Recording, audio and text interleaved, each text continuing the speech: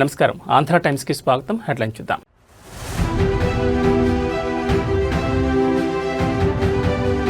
రేపు మేడారంలో తెలంగాణ కేబినెట్ భేటీ. పునర్నిర్మించిన గద్దెల ప్రారంభోత్సవం చేయనున్న సీఎం రేవంత్.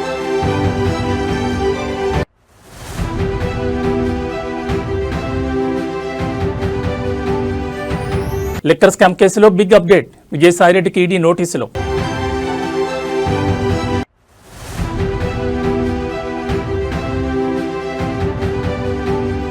సీఎం తుగ్లక్ల నిర్ణయాలు తీసుకుంటున్నారు. మాజీ మంత్రి కేటీఆర్ సెన్సేషనల్ కామెంట్స్.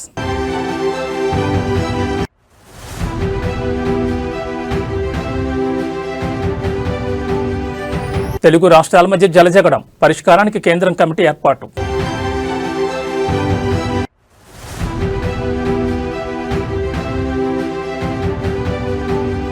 సంక్రాంతి వేళ తిరుమల కిట్కిట.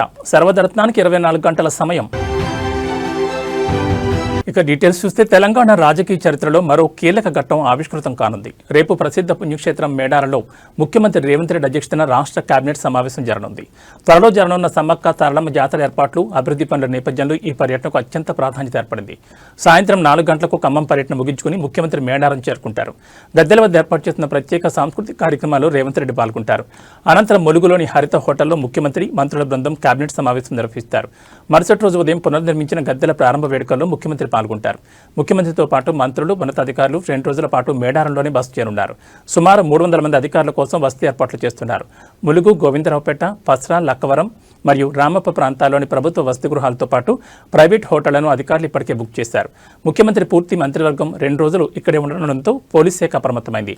ఎటువంటి అవాంఛనీయ సంఘటనలు జరగకుండా 1500 మంది పోలీసులతో భారీ భద్రతా వలయాన్ని ఏర్పాటు చేస్తున్నారు.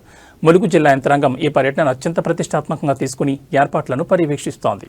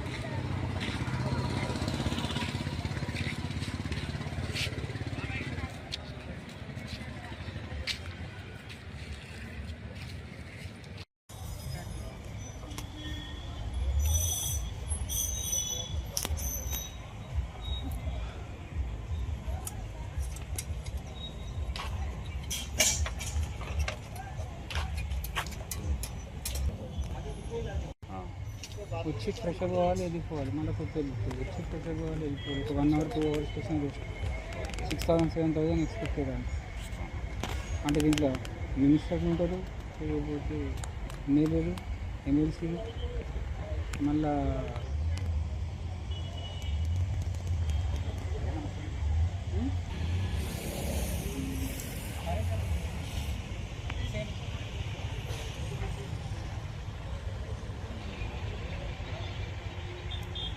ఆంధ్రప్రదేశ్లో వైకాపా ప్రభుత్వ హయాంలో చోటు చేసుకున్న లిక్కర్ స్కామ్ కేసులో కీలక పరిణామం చోటు చేసుకుంది. ఈ కేసులో వైసీపీ మాజీ రాజ్యసభ సభ్యుడు విజయసాయిరెడ్డికి ఎన్ఫోర్స్మెంట్ డైరెక్టరేట్ నోటీసులు జారీ చేసింది. ఈ నెల 22న ఢిల్లీ లేదా హైదరాబాద్లోని ఈడీ కార్యాలయంలో విచారణకు హాజరు కావాలని నోటీసుల్లో పేర్కొంది. ఇప్పటికే ఈ కేసులో పలువురు రాజకీయ నేతలు, అధికారుల పేర్లు వెలుగులోకి రాగా తాజాగా విజయసాయిరెడ్డి నోటీసులు అందడం చర్చనీయాంశమైంది. మద్యం సరఫరాదారులు, డిస్టిలరీల నుంచి భారీ మొత్తంలో ముడుపులు స్వీకరించి ఆ డబ్బును హవాలా మార్గంలో ఇతర రాష్ట్రాలు లేదా విదేశాలకు తరలించినట్లు అభియోగాలున్న నేపథ్యంలో ఈడీ దర్యాప్తు చేస్తోంది. రాష్ట్ర ప్రభుత్వం ఏర్పాటు చేసిన సిట్ ఇప్పటికే సేకరించిన కీలక పత్రాలు, సాక్ష్యాల ఆధారంగా ఈడీ విచారణను మరింత వేగవంతం చేసినట్టు తెలుస్తోంది.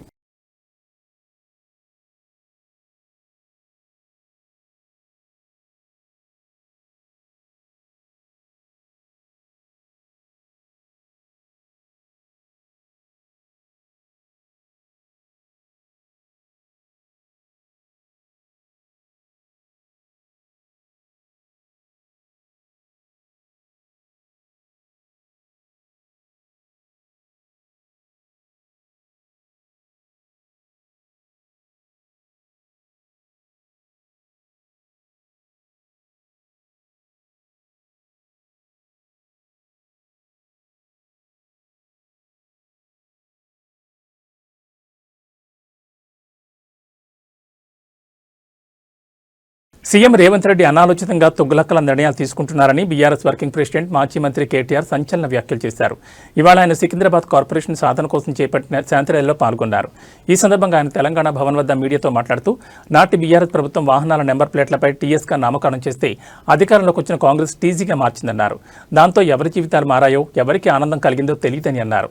తీసుకుంటున్న నిర్ణయాలు చారిత్రక నగరం సికింద్రాబాద్ అస్తిత్వాన్ని దెబ్బతీసేలా ఉన్నాయని, ఆయన పాలన పిచ్చోడి చేతిలో రాయిలా మారిందని తీవ్రస్థాయిలో ధ్వజమెత్తారు. సికింద్రాబాద్ ప్రజల ఆకాంక్షలకు మద్దతుగా నిర్వహించి తలపెట్టిన శాంతి ర్యాలీని ప్రభుత్వం అప్రజాస్వామికంగా అడ్డుకోవడాన్ని ఆయన తీవ్రంగా ఖండించారు.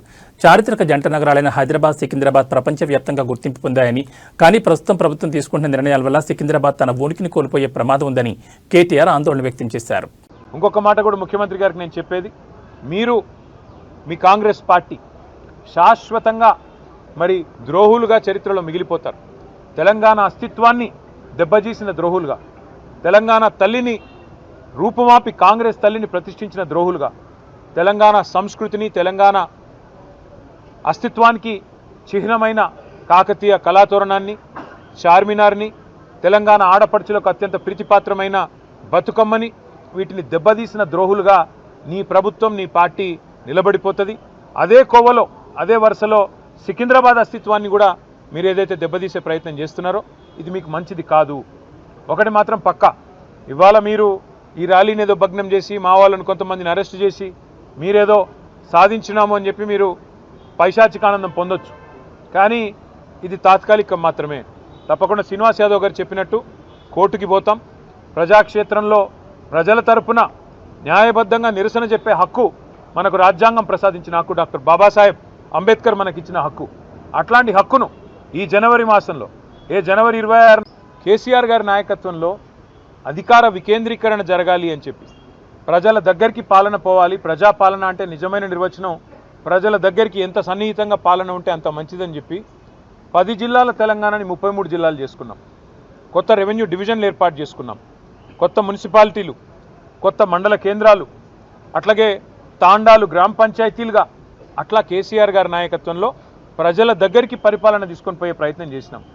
హైదరాబాద్ మహానగరంలో కూడా గతంలో 24 సర్కిల్ ఉంటే గ్రేటర్ హైదరాబాద్ మున్సిపల్ కార్పొరేషన్లో 30 సర్కిళ్లకు పెంచుకున్నాం. గతంలో 4 జోన్లుంటే 6 జోన్లు చేసుకున్నాం. ప్రతి జోనల్ కమిషనర్కి, ప్రతి డెప్యూటీ కమిషనర్కి శాంక్షన్ లిమిట్స్ పెంచుకున్నాం. అంటే ఇవన్నీ చేసుకున్నాం, కానీ హైదరాబాద్ అస్తిత్వాన్ని మాత్రం మేము ముట్టుకోలేదు. హైదరాబాద్ అస్తిత్వాన్ని దెబ్బతీసే ప్రయత్నం చేయలేదు. ఎందుకంటే హైదరాబాద్ అనేది ఒక హైదరాబాద్ ప్రజలకు సంబంధించి కాదు, తెలంగాణ ప్రజలందరికీ గర్వకారణమైన ఒక ఐడెంటిటీ హైదరాబాద్, సికింద్రాబాద్ జంట నగరాలు అంటే మనం చిన్నప్పటి నుంచి వింటున్న మాట. అట్లాంటిది ఇవాళ ఈ తుగ్లక్ ముఖ్యమంత్రి ఆయన తీసుకున్న ఒక నిర్ణయం వల్ల సికింద్రాబాద్కు ఒక ఐడెంటిటీ అనేది లేకుండా, ఒక అస్తిత్వం అనేది లేకుండా సికింద్రాబాద్ని శాశ్వతంగా చరిత్ర పుటలకి మరి పరిమితం చేసే విధంగా ఈ ముఖ్యమంత్రి, ఈ ప్రభుత్వం తీసుకున్న ఒక నిర్ణయాన్ని వ్యతిరేకిస్తూ, ఒక రాజకీయ పార్టీ కాదు, సికింద్రాబాద్లోని అన్ని వర్గాల ప్రజలు ఒకటై, దానిలో అక్కడ ఉన్న ప్రజాప్రతినిధులంతా మా వాళ్ళు. సికింద్రాబాద్ ఎమ్మెల్యేగా పద్మారావు గారు ఉన్నారు, సనత్ నగర్కి శ్రీనివాస్ యాదవ్ గారు ఉన్నారు, అట్లాగే మరి మా నాయకులందరూ ఎమ్మెల్యేలు, ఎమ్మెల్సీలు ఉన్నారు. వారందరినీ కూడా వారు ఆహ్వానించారు. సికింద్రాబాద్కు సంబంధించిన పుర ప్రముఖులు, సికింద్రాబాద్కు సంబంధించిన మరి సికింద్రాబాద్ ప్రేమికులు వారు ఆహ్వానించి సికింద్రాబాద్ అస్తిత్వాన్ని, మేము పుట్టిందాడినే మరి ఇక్కడ పుట్టిన బిడ్డలుగా మరి మీరు కదా కాపాడాలి, ఈ ప్రభుత్వం తుగ్లక్ పనులు చేస్తుంటే మీరేం చెయ్యరా అని వారు మీటింగులు పెట్టి పిలిస్తే మేము మా పార్టీగా పోయి చెప్పినాము. ఏం చెప్పాము? ఈ జంట నగరాలు జోడెద్దులు, ఈ జంట నగరాలకు స్పెషల్ ఐడెంటిటీ ఉన్నది. లష్కర్ అంటారు, పట్నం అంటారు. ఇట్లాంటి అస్తిత్వాన్ని దెబ్బతీయకండి, అనవసరంగా తుగ్లక్ పనులు చేయకండి. మీకు అధికారం ఇచ్చింది 6 గ్యారంటీలు అమలు చేయమని. సికింద్రాబాద్ మున్సిపల్ కార్పొరేషన్ సాధన కోసం బీఆర్ఎస్ ర్యాలీకి పిలుపునిచ్చిన విషయం తెలిసిందే. అయితే ర్యాలీకి పర్మిషన్ లేదంటూ పలువురు నిరసనకారులను పోలీసులు అడ్డుకుని అరెస్ట్ చేశారు. ఈ క్రమంలోని బీఆర్ఎస్ నేత, మాజీ మంత్రి, ఎమ్మెల్యే తలసాని శ్రీనివాస్ యాదవ్ స్పందించారు. హైదరాబాద్లోని తెలంగాణ భవన్ వద్ద తలసాని మీడియాతో మాట్లాడుతూ సికింద్రాబాద్ అస్తిత్వం కోసం ర్యాలీ చేయడానికి మాకు హక్కు లేదని ప్రశ్నించారు. ర్యాలీ చేస్తామని 5 రోజుల కిందట మేము అనుమతి కోరితే రాత్రి 10:40 పోలీసులు రిజెక్ట్ చేశారని తెలిపారు. ముందే ర్యాలీకి అనుమతి లేదని తెలిపితే మేము కోర్టుకు వెళ్లి అనుమతి తెచ్చుకునేవాళ్లం కదా అని వెల్లడించారు. అనుమతి లేని సెక్రటరియట్ ముందు రేవంత్ రెడ్డి ర్యాలీ చేయొచ్చు, రేవంత్ రెడ్డి ర్యాలీకి వెళ్లే ప్రాంతంలో ఎవరైనా అడ్డుకుంటే వారిని అరెస్ట్ చేస్తారని ఫైర్ అయ్యారు. మేము ర్యాలీకి పిలుపునిస్తే కర్ఫ్యూ మాదిరి వేలాది మంది పోలీసులను పెట్టి అందరినీ అరెస్టులు చేస్తున్నారని ఎమ్మెల్యే తలసాని మండిపడ్డారు. పోలీసులు అనుమతి ఇవ్వకపోతే కోర్టు ద్వారా అనుమతి తెచ్చుకుని ర్యాలీ నిర్వహిస్తామని స్పష్టం చేశారు. మీరు రాత్రి 10:40 మీరు రిజెక్షన్ అని చెప్పి మేము అప్లై చేసింది 5 రోజుల కింద. ఒకవేళ మీరు నిన్ననో మొన్ననో రిజెక్షన్ చేస్తే మేము కోర్టు ద్వారా పర్మిషన్ తీసుకుంటుంటే, ఈరోజు ముఖ్యమంత్రి గారు ఎక్కడన్నా పోతేనేమో అందరిని అరెస్ట్ చేస్తారు ప్రతిపక్ష పార్టీలని. వాళ్ళేమో ఇష్టానుసారం ర్యాలీలు చేసుకోవచ్చు. సెక్రటరేట్ రిస్ట్రిక్టెడ్ ఏరియా, సెక్రటరేట్ ముంగట కూడా ముఖ్యమంత్రి గారు పాదయాత్రలు చేసుకోవచ్చు. కానీ ప్రజాస్వామ్యం లోపల మాకు హక్కు లేనట్టు, మా అస్తిత్వం, మా సికింద్రాబాద్ ప్రజలు 220 సంవత్సరాల చరిత్ర ఉన్నటువంటి మా ప్రాంతాన్ని, మా ప్రాంతం పేరు లేకుండా మా అస్తిత్వం మీద దెబ్బ కొట్టినప్పుడు ప్రజాస్వామ్యబద్ధంగా మేము నిరసన చెప్పేటువంటి కార్యక్రమాన్ని ఈరోజు ఏర్పాటు చేసుకున్నాం. మీరు చూస్తే ఒక కర్ఫ్యూని తలపించే విధంగా కొన్ని వేలాది మంది పోలీసులు పెట్టి ఎక్కడదక్కడ అరెస్టుల పర్వం కొనసాగించడం అనేది దుర్మార్గమైనటువంటి చర్య. దీన్ని తీవ్రంగా ఖండించడమే కాదు, సికింద్రాబాద్ చారిత్రక వారసత్వాన్ని కాపాడాలని ఈ ప్రాంతాన్ని ప్రత్యేక మున్సిపల్ కార్పొరేషన్గా ప్రకటించాలని డిమాండ్ చేస్తూ భారత రాష్ట్ర సమితి తలపెట్టిన శాంతి ర్యాలీ ఉద్రిక్తతకు దారితీసింది. పోలీసులు ఈ ర్యాలీకి అనుమతి నిరాకరించడంతో పాటు పార్టీ శ్రేణులను ఎక్కడికక్కడ అడ్డుకుని అరెస్టులు చేయడంతో సికింద్రాబాద్ పరిసర ప్రాంతాల్లో ఉద్రిక్త వాతావరణం నెలకొంది. సికింద్రాబాద్ అస్తిత్వం, ఆత్మగౌరవ నినాదంతో బీఆర్ఎస్ నేడు భారీ నిరసన కార్యక్రమానికి పిలుపునిచ్చింది. ఉదయం 10 గంటలకు సికింద్రాబాద్ రైల్వే స్టేషన్ నుంచి ప్రారంభమైన clock tower, Patny, Paradise circle మీదుగా ఎంజీ రోడ్లోని గాంధీ విగ్రహం వరకు ఈ ర్యాలీ కొనసాగాల్సి ఉంది. అయితే శాంతి భద్రతల దృష్ట్యా పోలీసులు ఈ ప్రదర్శనకు అనుమతి ఇవ్వనున్నట్టు తెలుస్తోంది. రైల్వే స్టేషన్, ప్యాట్నీ సెంటర్ల వద్ద ఇవాళ తెల్లవారుజాము నుంచి భారీగా పోలీసు బలగాలు మోహరించాయి. ర్యాలీలో పాల్గొనేందుకు నల్ల బ్యాడ్జీలతో తరలివచ్చిన బీఆర్ఎస్ కార్యకర్తలను, నాయకులను పోలీసులు బలవంతంగా అదుపులోకి తీసుకున్నారు. రైల్వే స్టేషన్ సమీపంలోని ఆల్ఫా హోటల్లోకి వెళ్లిన పోలీసులు అక్కడున్న పార్టీ శ్రేణులను పోలీసు వ్యాన్లలో తరలించారు. ఈ క్రమంలో పోలీసులకు, బీఆర్ఎస్ కార్యకర్తలకు మధ్య తీవ్ర వాగ్వాదం చోటు చేసుకుంది. ప్రజాస్వామ్యబద్ధంగా నిరసన తెలిపే హక్కును ప్రభుత్వం కాలరాస్తోందని బీఆర్ఎస్ నేతలు ఆగ్రహం వ్యక్తం చేశారు. ర్యాలీ నేపథ్యంలో పోలీసులు సికింద్రాబాద్ వైపు వచ్చే ప్రతి వాహనాన్ని క్షుణ్ణంగా తనిఖీ చేస్తున్నారు. అనుమానితులను విచారించి పంపుతున్నారు. అరెస్ట్ అయిన వారిని నగరంలోని వివిధ పోలీస్ స్టేషన్లకు తరలించినట్లు సమాచారం.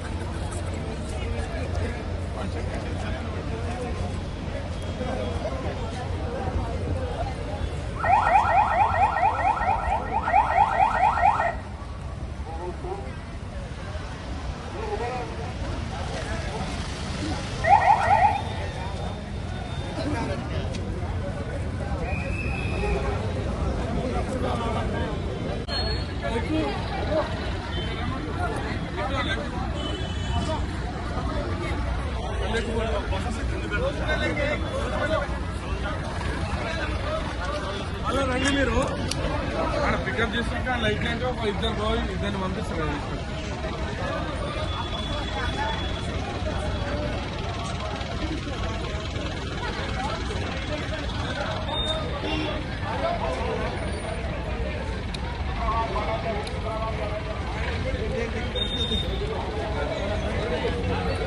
సంక్రాంతి పండుగ ముగిసిన నేపథ్యంలో ఆంధ్రప్రదేశ్ నుంచి హైదరాబాద్ తిరిగి వస్తున్న ప్రయాణికులకు పోలీసులు కీలక సూచనలు చేశారు. 65 జాతీయ రహదారి NH 65పై విస్తరణ పనులు, ఫ్లైఓవర్ల నిర్మాణాలు కొనసాగుతున్న నేపథ్యంలో ట్రాఫిక్ రద్దీ నివారించేందుకు నల్గొండ జిల్లా పోలీసులు పలుచోట్ల వాహనాల దారి మళ్లింపు చేపట్టారు.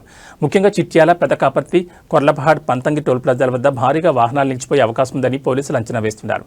ముఖ్యంగా చిట్యాల, పెదకాపర్తి సమీపంలో రహదారి పనులు జరుగుతుండటంతో అక్కడ వాహనదారులు ఇబ్బంది పడకుండా ఉండేందుకు ముందస్తు ఆంక్షలు విధించారు. ట్రాఫిక్ పరిస్థితిని ఎప్పటికప్పుడు గమనించేందుకు పోలీసులు డ్రోన్ కెమెరాలు, CCTVలను ఉపయోగిస్తున్నారు. ప్రయాణికులు ఎటువంటి ఇబ్బందులు పడకుండా ఉండేందుకు హైవేపై అదనపు పోలీసు బలగాలను మోహరించినట్లు జిల్లా ఎస్పీ తెలిపారు. వాహనదారులు పోలీసుల సూచనలు పాటించి సహకరించాలని విజ్ఞప్తి చేశారు.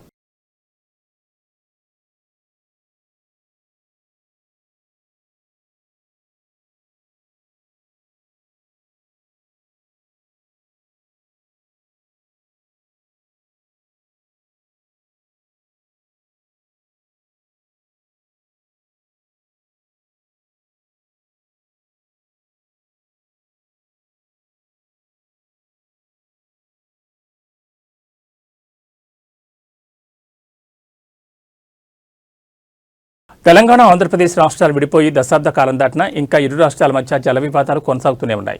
తెలంగాణ ప్రత్యేక రాష్ట్రం ఏర్పాటు నుంచి ఇంతవరకు పూర్తి స్థాయిలో నీటి కేటాయింపులు జరగకపోవడంతో వివాదాలు రోజురోజుకు ఎక్కువవుతున్నాయి.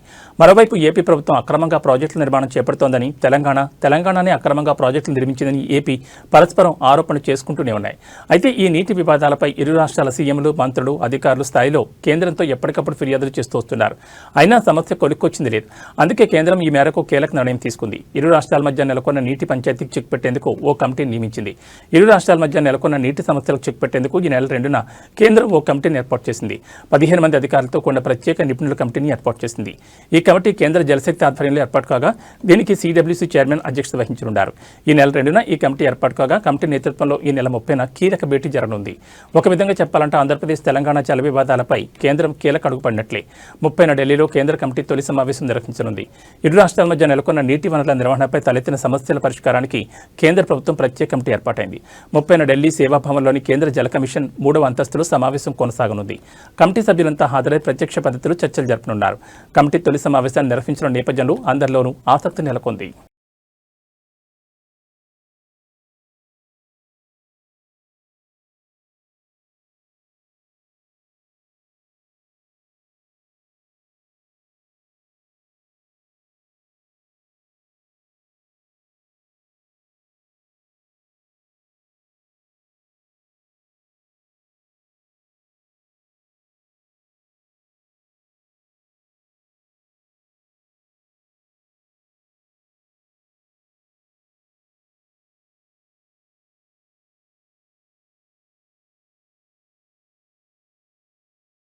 సంక్రాంతి పండుగ ముగియడంతో ఏపీలో తిరుగు ప్రయాణాల సందడి మొదలైంది. ఊళ్లకు వెళ్లిన వారంతా తిరిగి హైదరాబాద్ పట్టడంతో ఏపీలో ప్రధాన నగరాలు, పట్టణాల్లో రద్దీ విపరీతంగా పెరిగింది.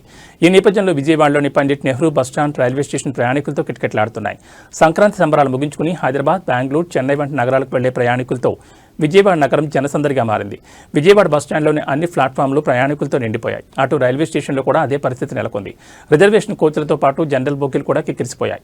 ముఖ్యంగా విజయవాడ నుంచి హైదరాబాద్ వెళ్లే బస్సులు, రైలు ప్రయాణికులతో ఫుల్ అయ్యాయి. గత 2 రోజులుగా నగరంలోని రహదారులపై వాహనాల రద్దీ పెరగడంతో ట్రాఫిక్ ఇబ్బందులు కూడా తలెత్తున్నాయి. గమ్యస్థానాలు చేరుకోవడానికి ప్రయాణికులు గంటల తరబడి వేచి చూడాల్సి వస్తోంది. బస్సులతో పాటు రైళ్లలో కూడా రద్దీ విపరీతంగా ఉండడంతో దక్షిణ మధ్య రైల్వే పలు ప్రత్యేక రైళ్లను ప్రకటించింది. విజయవాడ, హైదరాబాద్ మధ్య నడిచే సాధారణ రైలుకు అదనంగా ప్రత్యేక రైళ్లను నడుపుతోంది. అయినప్పటికీ ప్రధాన రైళ్లలో వెయిటింగ్ లిస్ట్ వందల్లో ఉండడంతో ప్రయాణికులు ఇబ్బందులు పడుతున్నారు. ప్రైవేట్ ట్రావెల్స్ కూడా రద్దీని ఆసరాగా చేసుకుని ఛార్జీలు పెంచేస్తున్నాయని ఫిర్యాదులు అందుతున్నాయి. పరిస్థితిని గమనిస్తూ ఆర్టీసీ అధికారులు అవసరమైన చోట మరిన్ని అదనపు సర్వీసులను అందుబాటులోకి తెస్తున్నారు. సోమవారం నాటికి రద్దీ మరింతగా పెరిగే అవకాశం ఉందని అధికారులు అంచనా వేస్తున్నారు.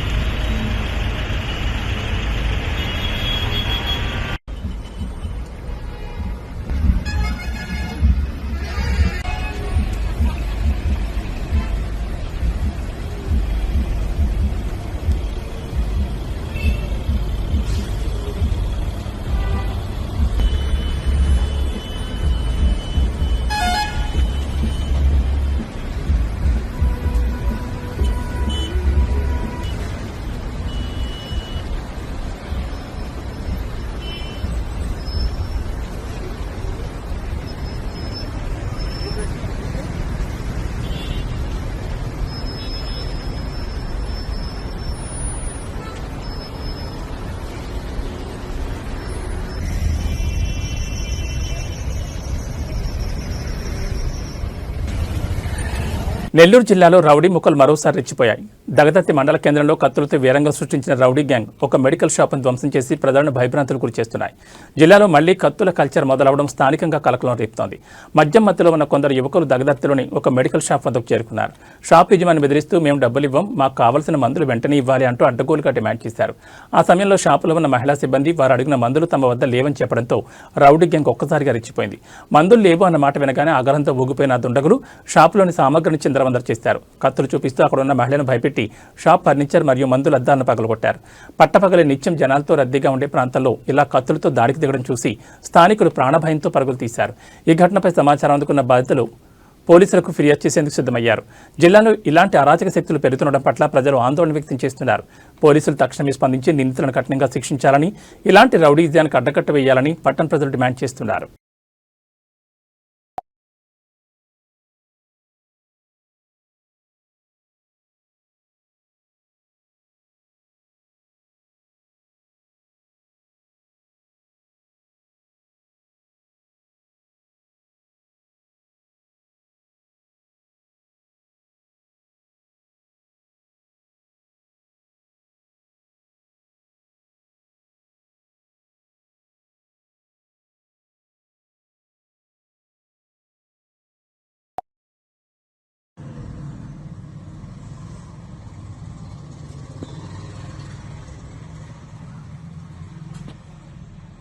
ములుగు జిల్లా తాడ్వాయి మండలంలోని మేడారం మహాజాతరను తలపించింది. వనదేవతలకు ముందస్తు మొక్కులు చెల్లించేందుకు శుక్రవారం లక్షలాదిగా భక్తులు తరలిరాగా పరిసరాలు కిక్కిరిసిపోయాయి. సంక్రాంతి సెలవులు ముగుస్తుండటంతో అమ్మవార్ల దర్శనానికి భారీగా భక్తులు తరలివచ్చారు. జంపన్న వాగులో పుణ్యస్నానాలు ఆచరించి సమ్మక్క సారలమ్మ, గోవిందరాజు, పగడిగిద్దరాజు గద్దెలపై ఎత్తుబెల్లం, పొడిబియ్యం, పసుపు, కుంకుమ సమర్పించి మొక్కులు చెల్లించుకున్నారు. ఉదయం పూట గద్దెల వద్దకు భక్తులకు అనుమతించిన పోలీసులు 10 గంటల సమయంలో రద్దీ పెరగడంతో గ్రిల్స్కు తాళాలు వేసి బయట నుంచి దర్శనం కలిగించారు. కళ్యాణ మండపం వద్దన్న క్యూ ద్వారానే భక్తులను దర్శనానికి పంపించారు. ఆర్టీసీ బస్టాండ్ నుంచి క్యూ ద్వారా వచ్చే భక్తులను గద్దెల వద్దకు వెళ్లకుండా గేట్లను మూసేశారు. ప్రోటోకాల్ దర్శనాలను కొందరిని దర్జాగా గద్దెల వద్దకు అనుమతించగా సామాన్య భక్తులు మాత్రం దర్శనానికి గంటల తరబడి వేచి ఉండాల్సి వచ్చింది. నిన్న ఒక్కరోజే 6 లక్షల మంది భక్తులు అమ్మవారిని దర్శించుకున్నట్లు అధికారులు అంచనా వేశారు.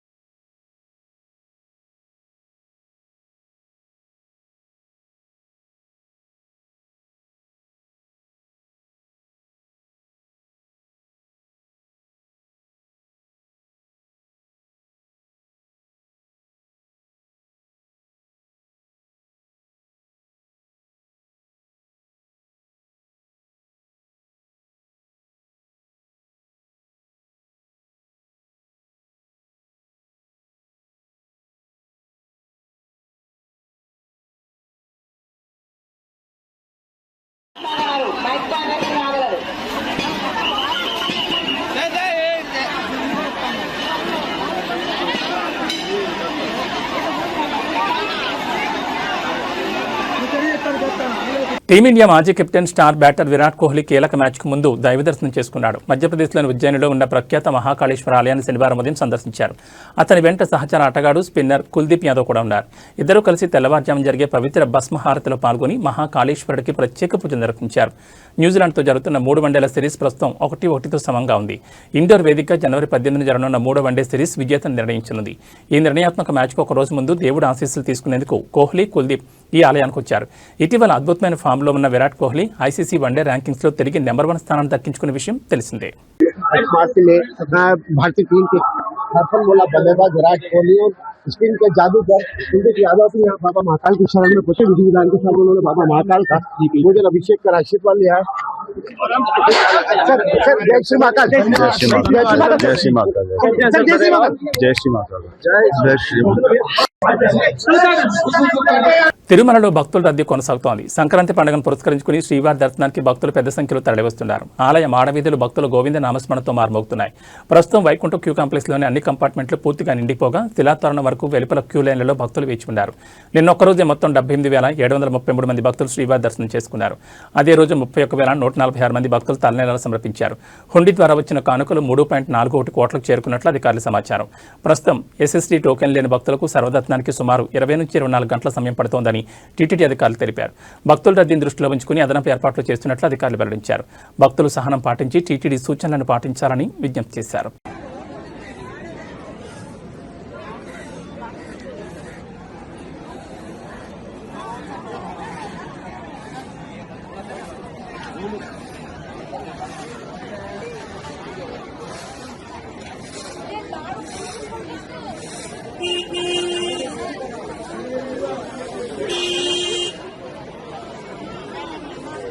ఇవి బులెటిన్ విశేషాలు. మరో బులెటిన్లో మళ్ళీ కలుసుకుందాం. నమస్కారం.